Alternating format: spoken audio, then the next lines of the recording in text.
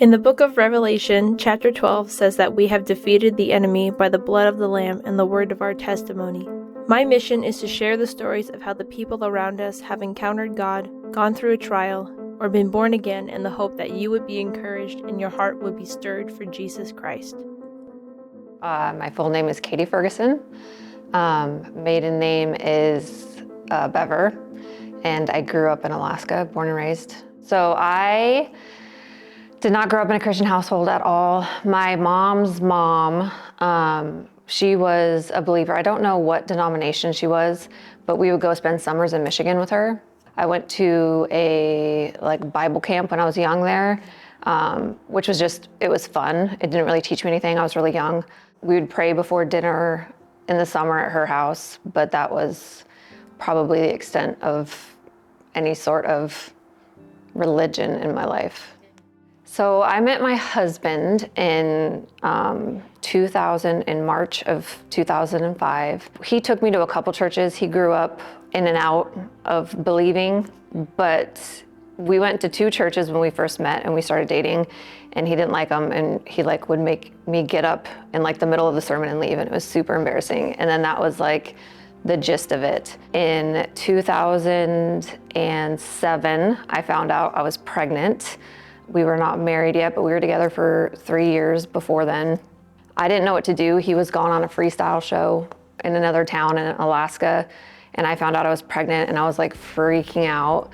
When he got home from the show, I told him, and I was I don't know what to do. This wasn't our plan. And he was like, what do you mean? What are we gonna do? We're gonna have a kid. He was like, I'm not getting to God's gates and not getting let in because we make a poor decision. And that was the first time that I saw his conviction, but that was it. The conversation was over. We had my daughter, and that was the only time he really ever spoke of God like that. We got married the next summer. And then in 2022, he went over to Ukraine for a year for humanitarian aid work. My kids and I went over for 6 weeks during the war and went and helped him do humanitarian aid work. And we went to villages and poor communities of the people who couldn't afford to get out during the war. And we'd bring them food, and we'd bring the kids gift packages of toys, and that was really amazing being over there. And then we came home, and my son made a friend at school, and he invited him to a Bible study, and I was like, sure, I'll bring you. I'm gonna drop you off and I'll pick you up. I didn't even get out of my car. I dropped him off at ACF, and I was like, have fun. And that was that. And he went to 2 of them. I went to Brody's piano recital, and then it happened that his mom was walking in, Reagan, and she's one of my best, dearest friends now, was walking in as soon as I was walking in. And she was like, oh, well, our church is doing this mission trip to Mexico, and we build a house for families in need, and it's super awesome. And would Brody be interested in going? And this was in March, I think, and they were leaving in June. And I, of course, was like, yes, helping people, that's right up our alley. We went to Ukraine. This is right up what we love to do. We love helping. I think that's amazing. Definitely sign him up. And so I went home. I talked to Dane about it, and he was like, yes, let him go. This is amazing. And I was like, okay. So then I texted Reagan. 5 days later, I reached out to her, and I was like, I am freaking out. I was like, I don't know any of you people. To send my son on this trip without me is and I've never been away from my kids for that long. I just don't feel comfortable sending him. And she's like, well, you should come too. We can get you on board. You can be a chaperone. And I was like, oh, well, let me ask Dane. And I was a stay-at-home mom, and so I had to get it approved, money-wise, for me to go as well. So I called him and I was like, can I go on this trip too? I don't want to send him without me. And he's like, yes, go. That would be amazing. Beware, it's going to be crazy. You're going with a church group. It's going to be a lot. And I was like, okay, it's fine. I get along with people. It'll be fine. And so I went on that trip as a total non-believer, and then we go to the YWAM program. And I don't know if you've ever heard of YWAM, but it's a missionary group, and it's young adults that lead it and run it. Every hour is booked with something. You wake up in the morning, you go sermon, a little sermon in the morning, And then you have a break, you have breakfast, and it's just all of these things, but it's all surrounded by God. I just saw the kids and their passion for God. It like sparked me of like, okay, what is this about? You know, like you go to churches or whatever and they try to like tell you how to think, but I was like feeling the kids and their belief on this trip, and it was just so moving to me. And we build the houses, and then a part of the YWAM program is they do this passion play every year. It was about like this girl. It was like these phases of her growing up and going through her life, and it was like her parents arguing and her melting down, and like the devil is like, yes, you know, and then God's there, but he's not saying anything, but he's there, you know, like then it gets to the point where she's in high school and it's like the red Solo cups and the drinking, and it shows her breaking down, and the devil is rejoicing and he's winning, and God's there, Jesus is there, and she doesn't hear him, but he's there. And then it gets to a point where she goes to kill herself. I'm sitting in the back of the room against the wall, and Brody, my son, he's sleeping. So he's like sleeping on my lap, and she puts like the noose around her neck. She goes to do it, and like you see Satan, he's like, yes, yes, yes. And then God, Jesus, he's there, and he screams out, no, I love you. And those are the first words of like the whole play. And I was like sitting back there, and I just like started crying. Like I just like was crying, and like it just moved me, because like everybody goes to those hardships and not everybody knows God. That's the night where I was like, I want this. Like I want him in my life. So that night I accepted Jesus. My son accepted Jesus that night too. So then I came home and I talked to Randolph, and I was like, I want to be a youth group leader. Like I owe these kids everything. So then I did all the paperwork and like did all of that stuff, and I became a youth group leader at ACF. So we got baptized in September, and then my husband, I talked him into joining a men's group, like a men's small group at ACF, and he was going to that, and he was enjoying it. And one of his friends that he grew up with, he became a pastor out at King's Church. Tommy would always pray for Dane, and 2024, we got baptized in September, and then on Christmas morning, we found my husband dead. He struggled with addiction. It was Christmas morning, and it was like around 10:30 or 11, and the kids are like, can we wake dad up? Can we wake dad up? And I was like, yeah, let's go wake dad up. It's been long enough. And I was mad at him from the night before because I knew that he was using. We went downstairs and we found him. I just was so confused. I'm like, what is happening? I just accepted you in my life, and this is like what I get. Like my husband's dead, and now I'm here with my kids without him. And it wasn't like we had to find him. We were trying to resuscitate him. Like the day before we went to the Christmas service, my son and I, when he was supposed to go, we wanted to go back to the night service as well to bring him, and he didn't come. Thoughts were going through my head, and I was like, is he even saved? Like if 2 nights, so the first night I obviously didn't sleep very well, and it's all like a blur. The second night I woke up from a dead sleep, and it was like 4 o'clock in the morning, and I jolted up, and like at the foot of my bed was like this really bright light, and it was my husband standing next to it, and he's like, I'm sorry. I didn't mean for this to happen. I didn't want to leave you. And he just kept apologizing and crying, and this light was like holding him, and it was like, I got him, he's okay. Like, and I knew like God had him, and it was like there, and I was like wide awake. Like it was not like I was dreaming this. And just this relief came over my body.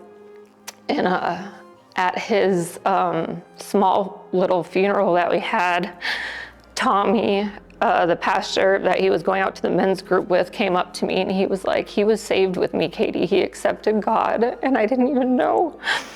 But I knew from that dream, or from waking up and seeing him, he's so good, but it's so hard at the same time. But I have just seen God move, and He found me knowing what I was gonna go through.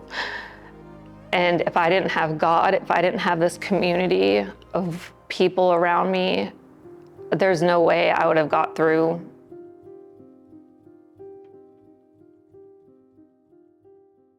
I had to find out what I was gonna do with my life. What am I gonna do? And I prayed and I prayed and I'm like, what is my purpose? What am I gonna do? Like, I have to make money now. Like, I have to provide for my family. Then I had this another dream laying in bed where it was like this teen center. And it was like, look at what these kids have done for you, and look at how there's nothing out here in Eagle River for these kids, like nothing for them to do. And teens are like my passion when it comes to that youth, because I didn't have that support when I was that age. And I was like, I want to show these kids love of Jesus without pushing Jesus on them. Like, I want to have a place where they can come and they can learn and they can have tutors and they can have people who believe in them. So then I was like, I want to open this teen center. I'm going to name it Believe Teen Center. And I was like, okay, Reagan, I had this dream. And I was like, I really want to open a teen center and this is what I want to do. And I like gave her my vision. Like, I want it to be this and I want it to be that. And I want to help the high schoolers find out what they want to do after high school. I want to help the middle schoolers like find out like what they want to excel at in high school. I want them to build a community, and then I want them to love each other, like, and I want them all to like feel God but not pushing God. Like, I want them to see what I saw at YWAM and to bring them to God through love. She's like, oh my gosh, Katie, I've wanted this for like 10 years and I have never found anybody to do it with me. She's like, let's do it. And we hit the ground running. And now we are opening a teen center in Eagle River. And it's like all just coming together, and it's God. It's just phenomenal. And then that's where we are now. And my son is a believer and he leads by example. And my daughter, she's still on the fence, and I pray for her every night, and I'm not gonna push it on her. I know God will grab her when it's time. Without God, I wouldn't be where I am now. And it took 40 years for me to say yes. It was right at the perfect time that it all happened, and I'm very blessed. He keeps putting the right people in my life. And I see that, like when people come into my life, I'm like, okay, I see what you're doing. Like, I see why you're putting this person in my life. I pray every day in the morning. I joined a Bible study, so I'm actually learning the Bible, which is amazing. I only listen to worship music now. It's so funny. In my car every morning, like on my drives to school with my son in the morning, every time I'm in the car, it's worship music or my Bible app. We went back to YWAM after my husband died. My husband was supposed to come with us on that trip. Like, he was gonna be a leader with us. And so it was really hard. Like, it was a really emotional trip for me, but I really wanted to go again. And I prayed, like, show me you're here. And it was crazy. Like, I started finding hearts everywhere. Every morning I would get up early and I would tell whatever kids want to come to the beach with us. So it was Reagan and I, and sometimes some other leaders would wake up early with us. And we'd walk the beach and comb for seashells, and they have sand dollars everywhere in Ensenada. It was like, okay, I'm looking for hearts now on this trip because I keep seeing hearts. Like, I'd go on my porch and cry, and I'd look up in the sky and there was like a perfect heart cloud floating by. I found a sand dollar and 2 barnacles dried up on it, and it made a perfect black heart on the sand dollar. A perfect piece of sea glass shaped as a heart. Like, it's hard enough to find sea glass, and then I have it in my wallet, but it's a perfect little teeny, it's like this big, and it's a perfect heart. Like, he just shows up every time I ask. It's just like that passion play. It's like you feel so alone and that devil is winning. And I went through so much of my life feeling like that.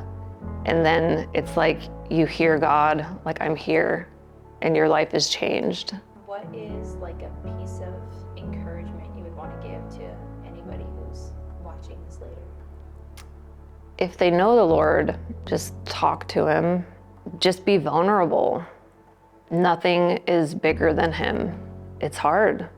But if you surround yourself with the right people who love God and love you, it's gonna be okay. Once you accept Jesus, once you accept who he is and what he did, it's like you just start living different. Life is good. And even in the darkest parts of it, it's like life is so good and you're only here for a short time. And if you believe in Jesus as your Lord and Savior and accept him, it's like this is just the beginning of life. Just keep going. I mean, I feel like it's so important to find community. I'm just so blessed with the community that I was given. It changes your life.